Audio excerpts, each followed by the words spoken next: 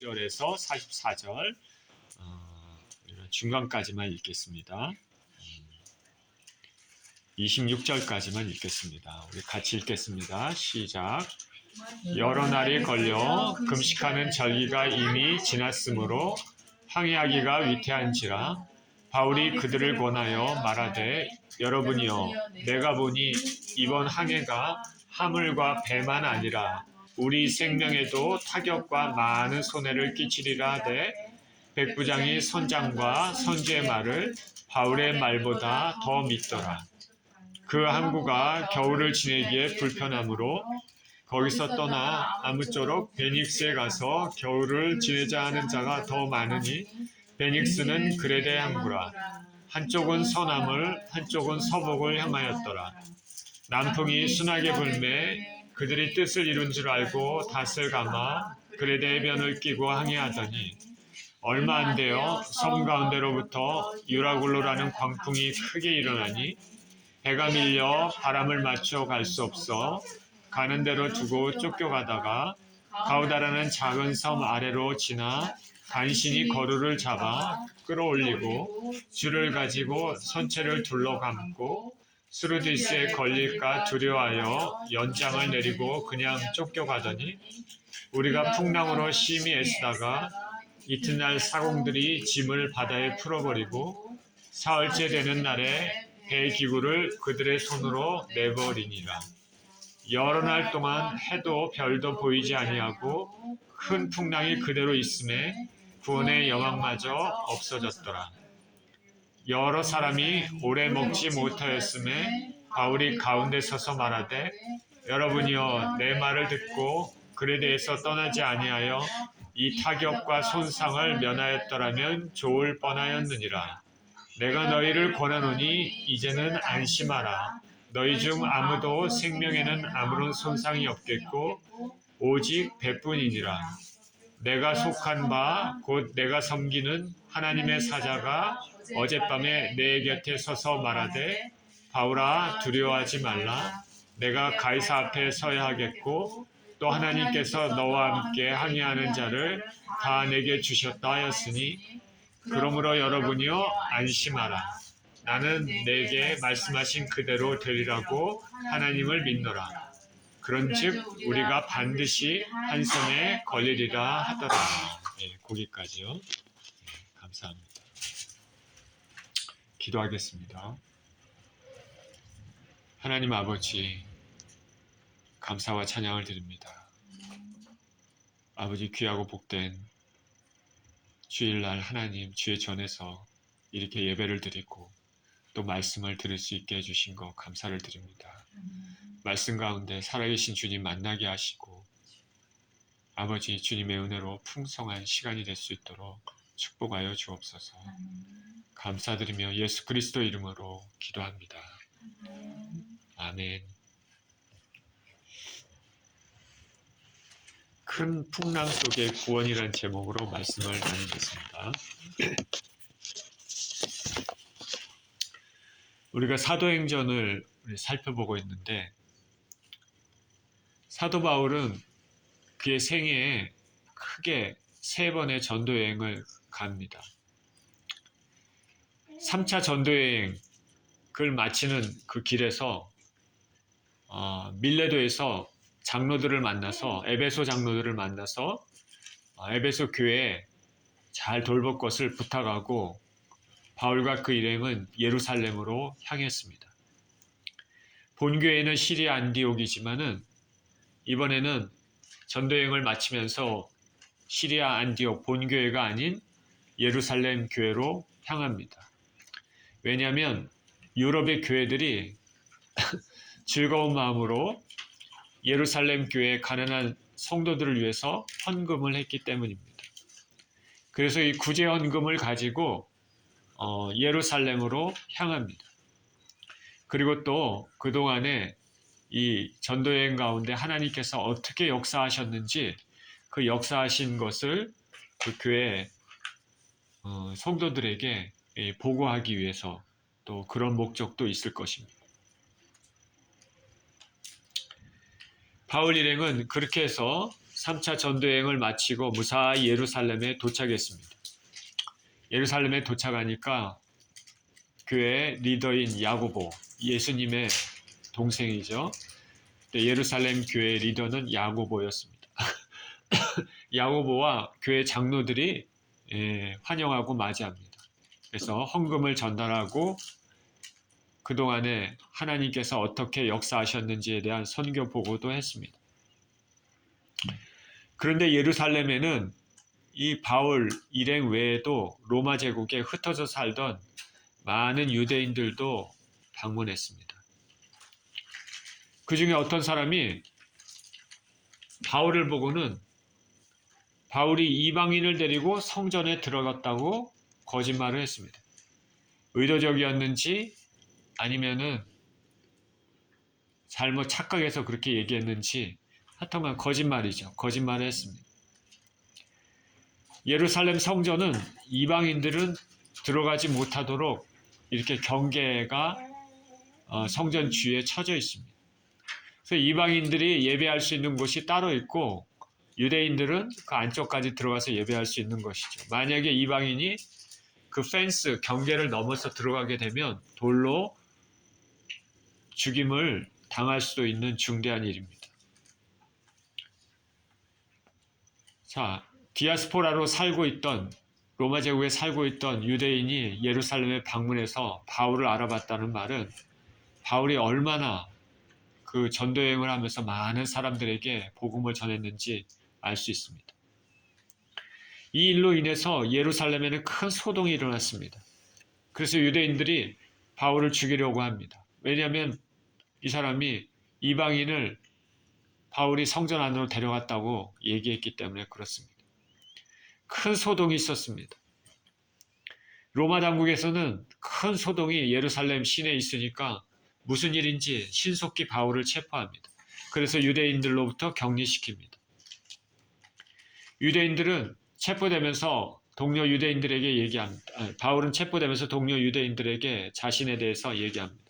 자신은 당신들과 똑같이 어렸을 때부터 조상들로부터 섬겨왔던 하나님을 신실히 섬겼던 사람이고 길에서 예수 그리스도를 만나서 어떻게 변화가 됐는지 간증을 했습니다. 그러나 유대인들은 그것을 듣지 않고 바울을 죽이려고 했습니다. 우리가 누구의 간증을 들으면 어떤 사람들은 마음의 문을 열고 그걸 받아들이는 사람이 있는 반면에 어떤 사람들은 극렬히 반대하고 증오합니다. 그러니까 우리가 말씀을 들을 때 우리 마음이 열린다는 것은 이것은 하나님의 은혜입니다. 이렇게 해서 바울은 재판에 넘겨졌습니다. 예수님의 재판과 마찬가지로 아무런 잘못을 하지 않았음에도 불구하고 풀려날 수 있었지만은 바울은 재판에서 얘기합니다. 로마에서도 복음을 전하기 위해서 가이사에게 내가 로마 황제에게 나의 케이스를 호소하겠다 그렇게 얘기를 합니다. 이 모든 것은 하나님의 섭리입니다. 이제 바울은 잘못한 것이 없음에도 불구하고 로마 군병들과 함께 로마로 호송이 됩니다. 죄가 확정된 것도 아니지만은 죄인으로 갑니다. 복음 때문에 죄인의 신분이 됐습니다. 그래서 가이사라에서 배를 타고 갑니다. 시돈. 그리고 시돈에서 무라라는 곳에 이르고 이곳에서 배를 갈아탑니다. 이달리아로 가는 알렉산드리아, 좀 큰 배죠. 큰 배로 갈아탄 이후에 몇몇 지중해 지역을 거쳐서 그레데라는 섬에 미항, 페어 헤븐스라는 곳에 이르렀습니다. 지금 바울 일행, 그리고 바울을 호송하는 로마의 군대들, 그리고 선장과 선주, 그리고 바울 말고도 죄수들이 많이 있었습니다. 선원들도 있고요. 그 큰 배에 지금 이달리아, 로마를 향해서 가고 있는 중이죠. 그 중에 그레데 섬의 미항이라는 곳에 이르렀습니다. 9절입니다. 여러 날이 걸려 금식하는 절기가 이미 지났으므로 항해하기가 위태한지라 바울이 그들을 권하여 말하되 여러분이여 내가 보니 이번 항해가 화물과 배뿐 아니라 우리 생명에도 타격과 많은 손해를 끼치리라 하되 백부장이 선장과 선주의 말을 바울의 말보다 더 믿더라. 그 항구가 겨울을 지내기에 불편하므로 거기서 떠나 아무쪼록 베닉스에 가서 겨울을 지내자 하는 자가 더 많으니 베닉스는 그레데 항구라. 한쪽은 서남을 한쪽은 서북을 향하였더라. 자, 가이사라에서 배가 출발해서 이 그레데 미양이라는 곳에 이르렀습니다. 이곳까지 도착하기 여러 날이 걸렸습니다. 그래서 여기 보니까 금식하는 절기가 지났다 얘기합니다. 금식하는 절기. 하나님께서 이스라엘 백성에게 이날은 금식하라라고 정해준 날이 있습니다. 그 날이 뭐냐면 대속죄일입니다. 욤키푸르라고 하죠. 그 날에는 하나님께서 금식하라 얘기했습니다. 그 날은 지금 현대 달력으로는 10월경입니다. 10월경. 근데 금식하는 절기가 이미 지났다라고 얘기했으니까 대충 10월 말이나 11월 초나 뭐 이 정도 되는 것이죠.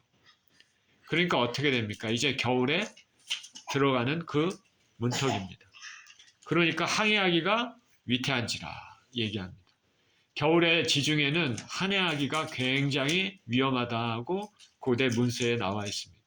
그리고 때로는 불가능하다라고 얘기를 합니다. 아주 위험하고 불가능합니다. 바울이 그래서 항해를 말립니다. 여러분, 이번 항해는 배도 화물도 우리 생명에도 위험합니다. 이렇게 바울이 얘기했습니다. 그랬는데 바울의 이 말은 하나님께서 주신 예언의 말일 수도 있고 바울 자신이 여행을 많이 했기 때문에 경험에서 우러나온 말일 수도 있는 것이죠. 그런데 배 선장과 선주는 다른 말을 하고 있습니다. 배를 바로 출발시켜야 합니다. 여기가 아닌 베닉스에서 겨울을 지냅시다. 이렇게 선장과 선주는 그런 얘기를 합니다. 이 사람들이 이런 얘기를 하는 이유는 뭐냐면 이 겨울에 배가 지중해에 움직일 수 없기 때문에 생각을 해보십시오.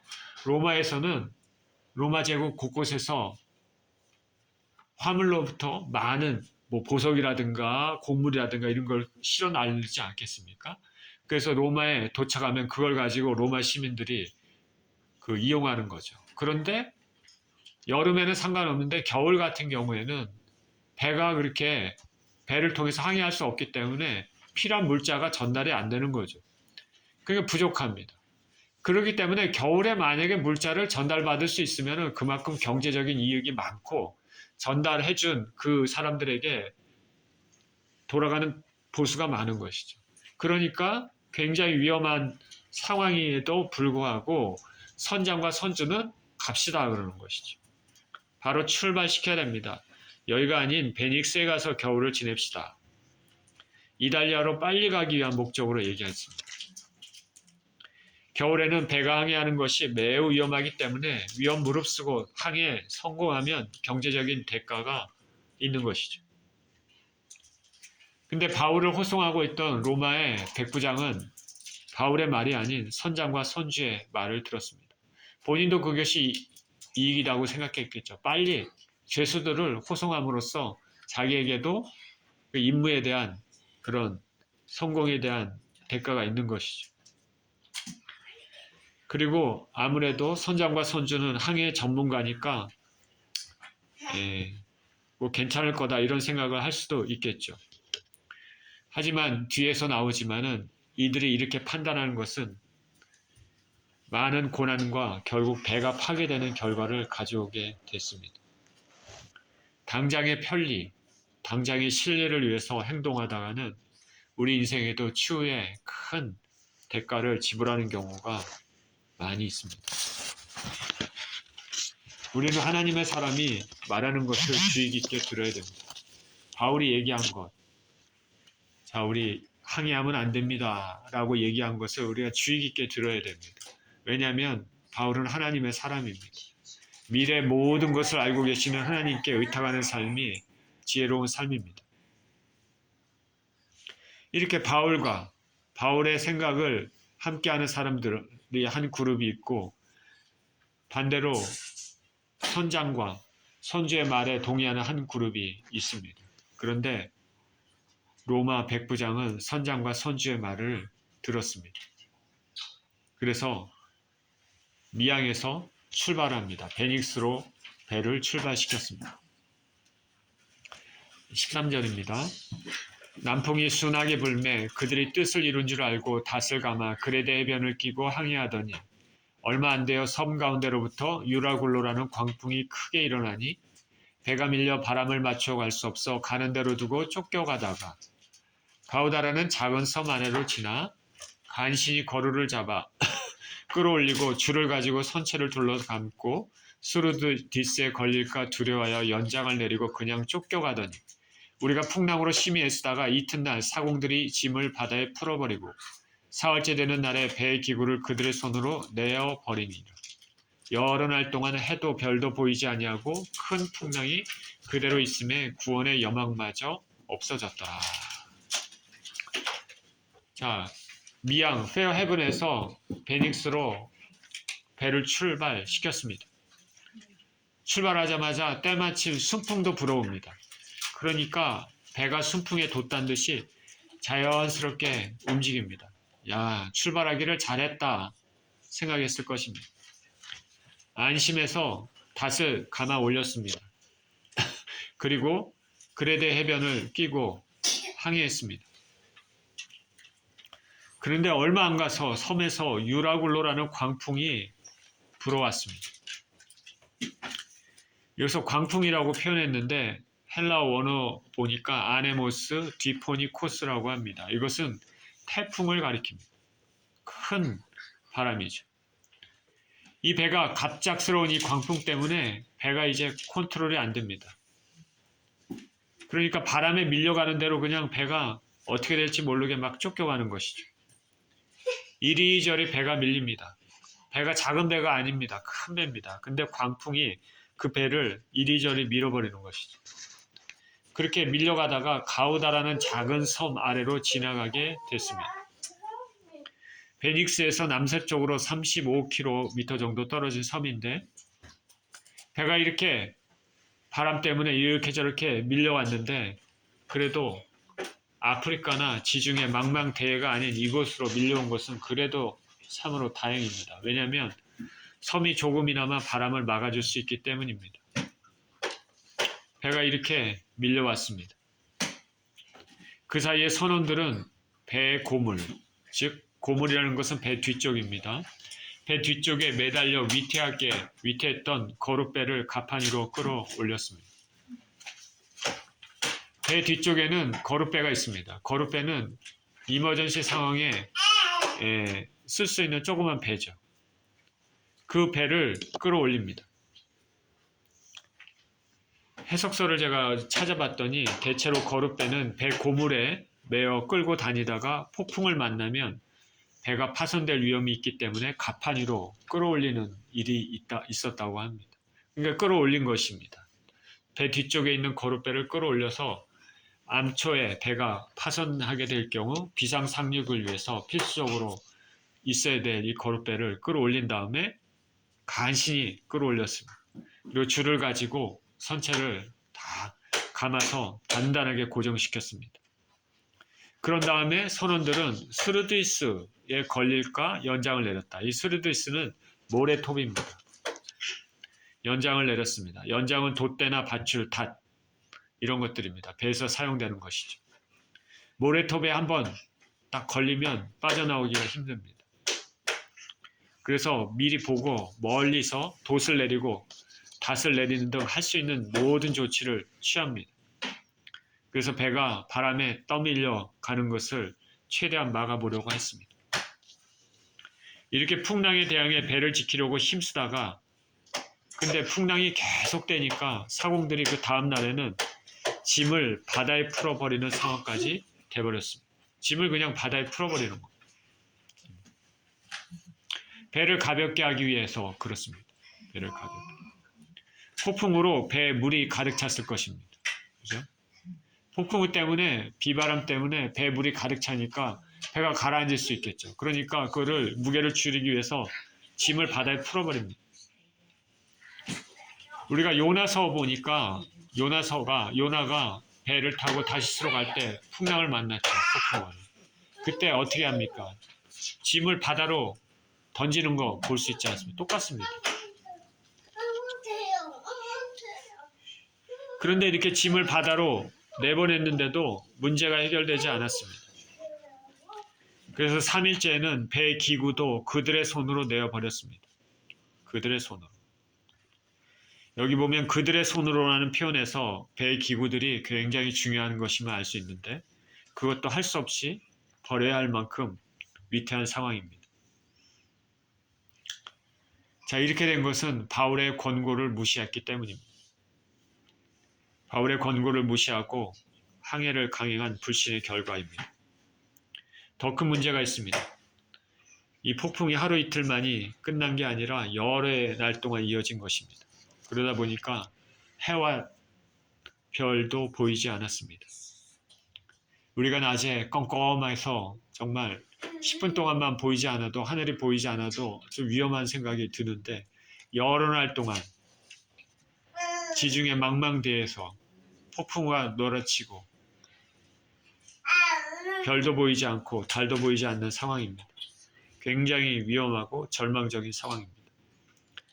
해와 별, 이거는 뭡니까? 고대 사람들이 해와 별을 보고 뭘 봅니까? 그게 나침반 같은 것이죠.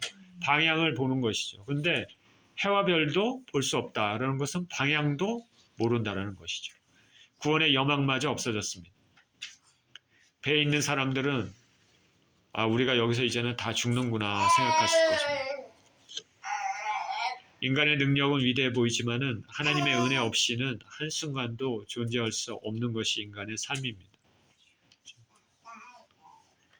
자, 이것을 항상 명심하시길 바랍니다. 우리 인간들은 하나님의 은혜 없이면은 한순간도 살 수 없습니다.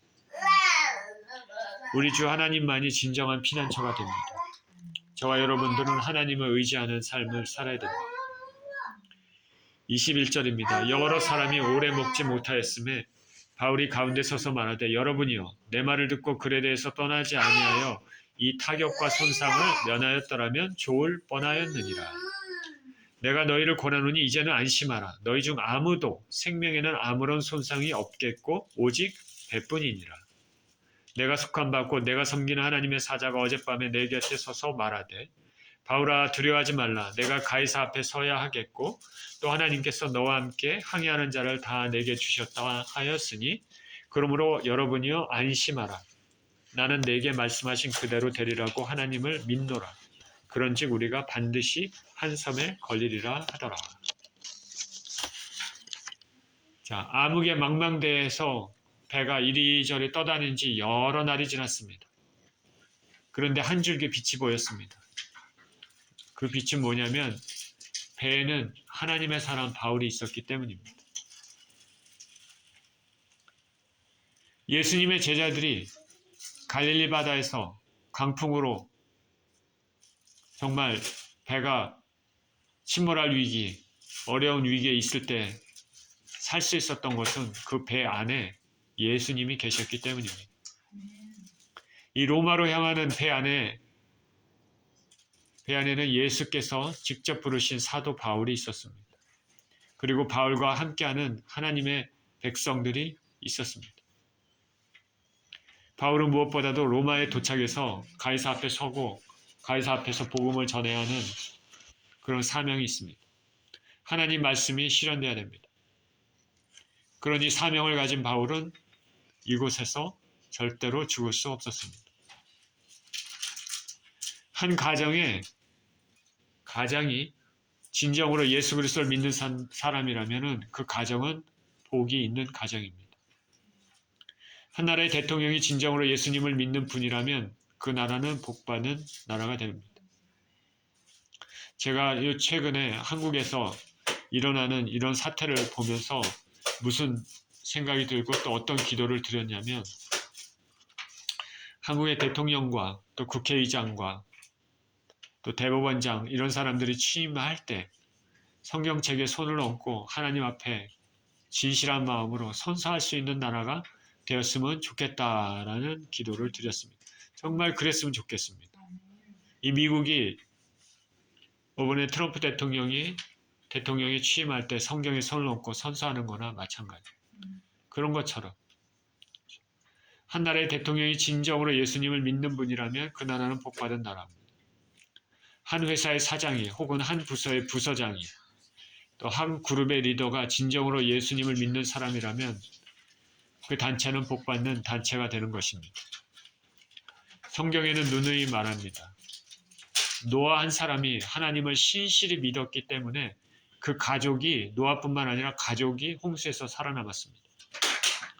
아브라함이 하나님을 신실히 믿는 하나님의 친구였기 때문에 소돔과 고모라가 멸망할 때 롯과 몇 사람이 살았습니다. 요셉이 하나님을 신실히 믿었기 때문에 이스라엘과 그 형제가 살아남았습니다. 여리고의 기생 라합이 하나님을 믿었기 때문에 여리고가 다 파괴될 때 라합과 그 가족은 살았습니다. 히스기야 왕이 하나님 믿었기 때문에 아수르의 손에서 예루살렘과 그 안에 있는 모든 유다 백성들이 건짐을 받았습니다. 다니엘이 하나님을 믿었기 때문에 느부갓네살의 그 변덕스러움으로 죽을 뻔한 모든 바벨론의 박사들도 생명을 건졌습니다. 에스더가 하나님을 믿었기 때문에 유다 백성들 전부 전멸할 수 있는 상황에서 건짐을 받았습니다. 로마 백부장 고넬료가 예수님을 믿었기 때문에 그 가족과 친척, 친구들이 구원을 얻었습니다. 빌립보의 간수가 예수님을 믿게 됐습니다. 그래서 그 가족 모두가 구원을 얻게 됐습니다. 바울이 간수에게 한 말이 이것입니다. 주 예수를 믿으라. 그리하면 너와 내 집이 구원을 얻으리라. 예수님이 함께 계셨기 때문에 제자들이 폭풍 가운데서도 평안히 갈릴리 바다를 건너게 되었습니다. 한 그룹의 한 집단의 리더가 진정으로 예수님을 믿는 신실한 사람이라면 그 구성원들은 그의 말에 주의 깊게 듣고 반응해야 될 것입니다. 오늘 지중해 바다의 위험천만한 상황에서 모든 것이 끝날 수 있는 상황에서 한 줄기 빛이, 구원의 빛이 비친 것은 그 안에는 하나님의 사람, 하나님의 사명을 이루어야 될 바울이 있었기 때문입니다. 그 말은 하나님께서 함께 하시고 있다는 말입니다. 저와 여러분들도 이러한 삶이 되었으면 좋겠습니다. 저와 여러분 때문에 가정이 복이 되는 가정이 됐으면 좋겠고 선한 영향이 끼쳐졌으면 좋겠습니다. 저와 여러분 때문에 직장이나 어떤 모임에도 하나님의 은혜가 임했으면 좋겠습니다. 여러 사람이 오래 먹지 못했습니다. 폭풍 때문에 음식을 먹을 겨를도 없고 배가 심하게 요동치니까 멀미 때문에도 먹지 못했습니다. 바울이 일어서서 말합니다. 여러분, 제 말을 듣고 떠나지 않았으면 좋았을 것입니다. 그러나 이제는 안심하십시오. 우리는 살 것이고 오직 배만 손상을 입을 것입니다. 어젯밤에 하나님의 사자가 나에게 나타나서 두려워하지 말라. 너가 가이사 앞에 서야 하겠고 하나님께서 너와 함께한 사람은 모두 너에게 주겠다고 이렇게 말했습니다. 그러니 두려워하지 마십시오. 나는 하나님께서 나에게 말씀하신 그대로 이루실 줄을 믿습니다. 풍랑 가운데서도 바울은 하나님을 증거했습니다. 배에 탄 대부분의 사람들이 이방인이었기 때문에 바울의 이 말은 복음 선포를 한 것이나 동일합니다. 좋을 때나 좋지 않을 때나 하나님을 증거하는 기회로 삼는 바울은 복이 있는 사람입니다. 물론 거기에는 많은 고난도 수반됩니다. 배에 탄 많은 사람들은 바울 덕분에 육체의 생명을 지킬 수 있었을 뿐 아니라 복음을 받아들여 영혼 구원의 은혜를 받은 사람들도 있었을 것입니다. 바울은 이렇게 사람을 안심시켰습니다. 바울의 이 말은 인간의 말이 아니라 하나님 말씀입니다. 바울이 말합니다. 우리는 한 섬에 걸릴 것입니다. 한 섬에 걸릴 것입니다. 하나님은 미래를 내다보시는 분입니다. 27절입니다. 열 나흘째 되는 날 밤에 우리가 아드리아 바다에서 이리저리 쫓겨가다가 사정쯤 되어 사공들이 어느 육지에 가까워지는 줄을 짐작하고 물을 재어보니 20길이 되고 조금 가다가 다시 재니 15길이라. 암초에 걸릴까 하여 고물로 단 넷을 내리고 날이 새기를 고대하니라.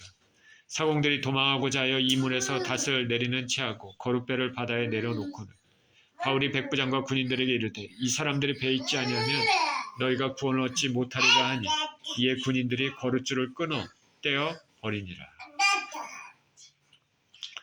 14일째 되는 날입니다. 14일째 되는 날. 상상해 가십니까? 14일째, 2주죠. 2weeks, 2주 동안에 바다에서 해와 별도 보지 못한 상황에서 폭풍과 맞서 싸우고 밥도 음식도 먹지 못했습니다.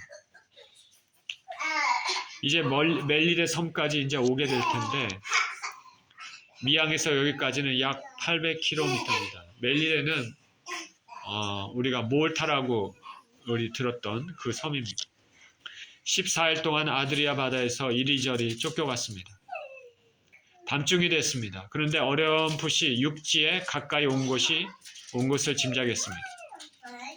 그래서 수심이 어떻게 되는지 재봤습니다. 20길이다. 여기서 길이라는 것은 오르귀아라는 뜻인 단어인데 이건 양팔을 쫙 벌립니다. 쭉 폈을 때 한 손의 가운데 손가락 끝에서 다른 손의 가운데 손가락 끝까지의 길이를 나타냅니다. 손을 쫙 양팔을 벌렸을 때 끝에서 끝까지 그것은 한 길이다 라고 얘기합니다. 처음 재었을 때는 20길이 되었습니다. 조금 가다가 다시 재어보니 15길입니다. 그러니까 점점 수심이 얕아지는 거죠. 육지에 가까이 왔음을 알 수 있습니다. 육지에 가까이 왔음을 알 수 있다는 것은 좋은 일이지만 동시에 위험한 일이기도 합니다. 암초에 걸릴 가능성이 매우 높기 때문입니다.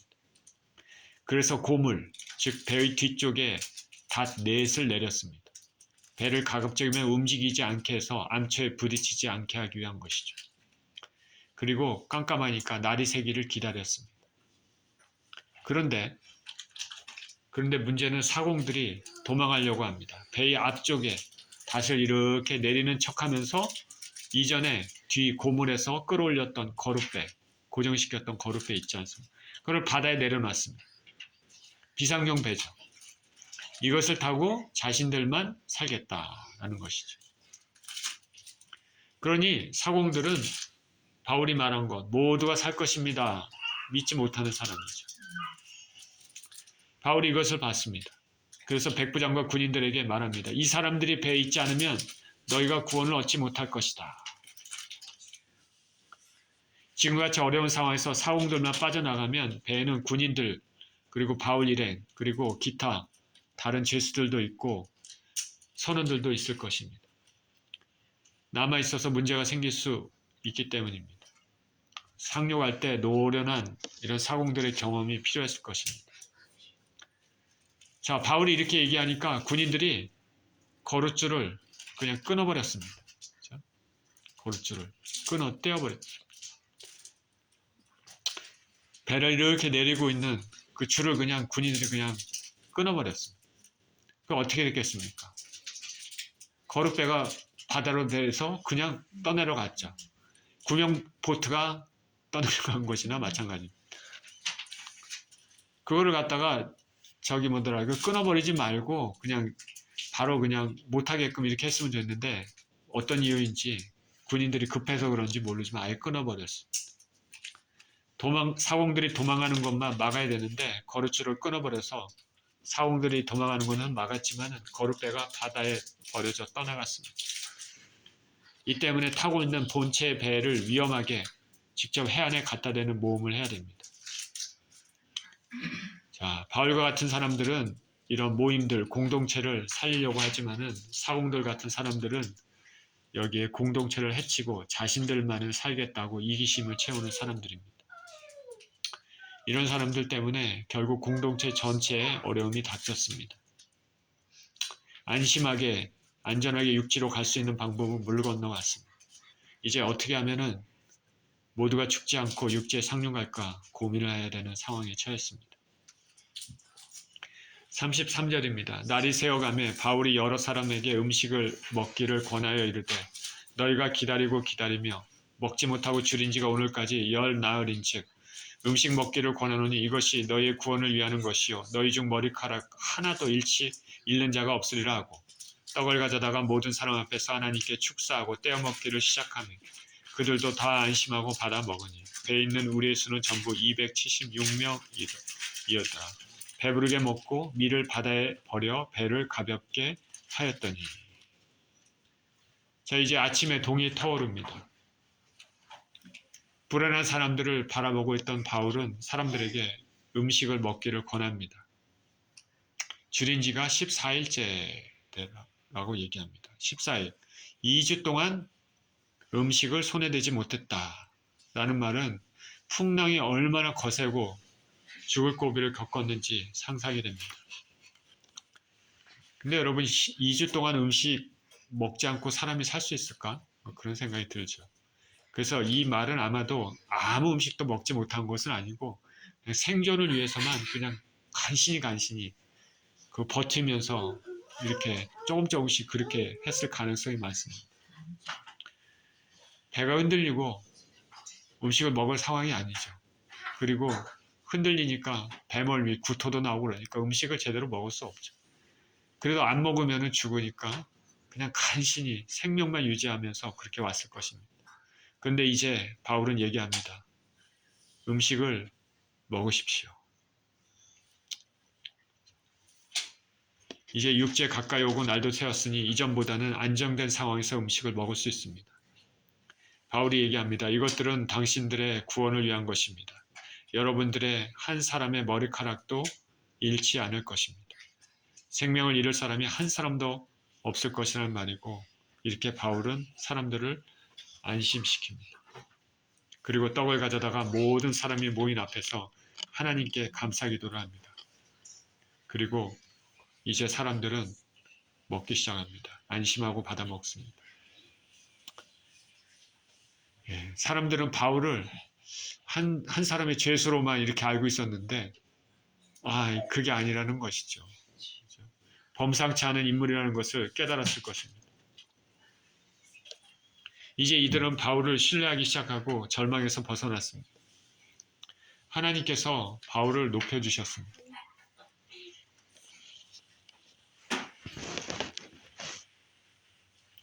하나님께서 바울을 높여주셨습니다. 모두 안심하고 받아 먹었습니다. 배에 탄 사람의 수가 276명이다. 자, 276명이 배에 탔다. 그러면 배가 조그만 배는 아니죠. 큰 배입니다. 큰 배. 그 많은 사람이 14일 동안은 바다에서 빛도 보지 못하고 이리저리 풍랑과 씨름하면서 먹지 못하다가 오랜만에 평안하게 식사를 마칩니다. 배부르게 먹었습니다. 그리고 밀을 바다에 던져버립니다. 밀은 식량이죠. 아주 중요한 것이죠. 바다에 던져버렸다. 무슨 말입니까? 이제 끝간데까지 갔다. 이제는 배를 포기하고 우리가 육지로 어떻게든지 가서 살아남아야 된다. 이런 얘기를 하고 있는 것이죠. 소중한 곡물까지도 버립니다. 이미 거룩배도 없는 상황입니다. 39절입니다. 날이 새매 어느 땅인지 알지 못하나 경사진 해안으로 된 항만이 눈에 띄거늘 배를 거기에 들여다 댈 수 있는가 의논한 후 닷을 끊어 바다에 버리는 동시에 키를 풀어놓치고 돛을 달고 바람에 맞춰 해안을 향하여 들어가다가 두 물이 합하여 흐르는 곳을 만나 배를 걸매 이 물은 부딪혀 움직일 수 없이 붓고 고물은 큰 물결에 깨어져 가니 군인들은 죄수가 헤엄쳐서 도망할까 하여 그들을 죽이는 것이 좋다 하였으나 백부장이 바울을 구원하려 하여 그들의 뜻을 막고 헤엄칠 줄 아는 사람들을 명하여 물에 뛰어내려 먼저 육지에 나가게 하고 그 남은 사람들은 널조각 혹은 배 물건에 의지하여 나가게 하니 마침내 사람들이 다 상륙하여 구조되니라. 날이 셉니다. 여기가 어딘지 알지 못하지만 경사진 해안으로 항만이 보입니다. 여기 항만이라는 것은 사람이 만든 정식 항만이 아니라 평평한 모래밭 같은 것입니다. 현재 문제는 어떻게 해야 배를 가까이 대서 상륙할 수 있는지에 관한 것입니다. 서로 의논했습니다. 그래서 배를 고정시켰던 이제 닷을 끊어서 바다에 버렸습니다. 이전에 배의 기구들을 다 버렸다고 했는데 이제는 닷도 버렸습니다. 이 배를 포기하고 어떻게든 살아남으려고 한 것으로 보이는데 키를 풀어 늦추고 남아있는 조그만 돛, 아까 돛도 다 버렸죠. 조그만 돛을 바람에 맞춰 해안을 향해 배를 움직입니다. 폭풍이 가라앉아서 배를 어느 정도는 움직일 수 있는 상황입니다. 그런데 이렇게 해안 가까이 가다 보니까 두 물이 합하여 흐르는 곳이 있습니다. 바닷물이 있고 그 다음에 육지에서 내려오는 물이 있는 것이죠. 두 물이 합하여 흐르는 곳에 배가 모래톱에 부딪혔습니다. 배가 모래톱에 딱 부딪히니까 배 앞쪽 이물은 움직일 수가 없습니다. 근데 배 뒤쪽 고물은 큰 물결에 계속 부딪힙니다. 그래서 부서지기 시작합니다. 배가 이제 자꾸 깨지는 것이죠. 앞은 움직이지 못하고 뒤에는 물결 때문에 배가 계속 깨지면서 부서집니다. 상황이 아주 급박해졌습니다. 이제 배가 서서히 부서지니까 배에서 내려 어떻게 해서든지 육지로 나가야 됐습니다. 죄인들을 호송한 군인들은 죄수가 도망칠 수 있으니 모두 죽이자고 말합니다. 군인들은 죄수들을 안전하게 이송할 임무가 있기 때문에 임무에 실패하면 그에 합당한 처벌을 받아야 했습니다. 그래서 죄수들이 도망가도록 하기보다는 그들을 죽이는 편이 낫겠다 생각했습니다.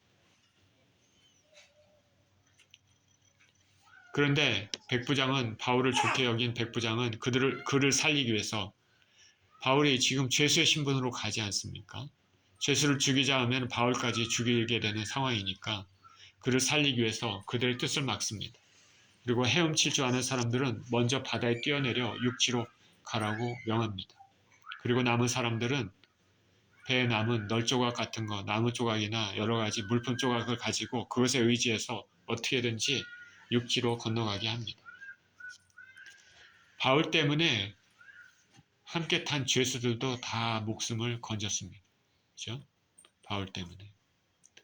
백부장이 바울을 살리기 위해서 그 군인들의 말을, 병사들의 말을 듣지 않은 것이죠. 바울이 없었으면 이 상황에서 죄수들도 다 같이 죽었을 것입니다. 이렇게 해서 배와 그 안에 있는 모든 물건들을 다 잃었습니다. 그렇지만은 배에 있었던 사람들은 모두 무사히 상륙했습니다. 바울의 말대로 배에 타고 있었던 276명 가운데 한 사람도 죽지 않습니다.